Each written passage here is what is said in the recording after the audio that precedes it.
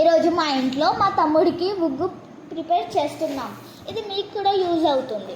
First 3 glasses బియ్యం, 1 tea glass కందిపప్పు, 1 glass శనగపప్పు, 1 గ్లాస్ మినప్పప్పు, 1 గ్లాస్ పెసర్లు, 1 గ్లాస్ ఎర్రపప్పు,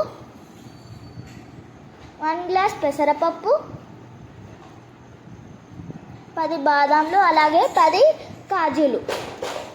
అలాగే మనము 1 స్పూన్ వామ, అలాగే 1 స్పూన్ జీలకర్ర కూడా వేసుకోవాలి. అలాగే 1 గ్లాస్ పల్లీలు.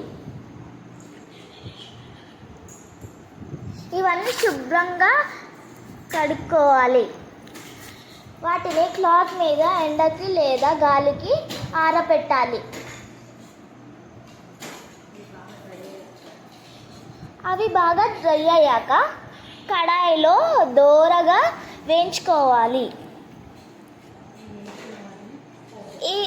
ఈ వేయించుకున్న వాటిని గ్రైండ్ చేసుకోవాలి.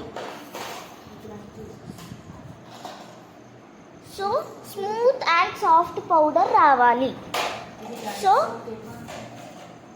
సో ఇది గైస్ మన ఉగ్గు పౌడర్ రెడీ అయిపోయింది.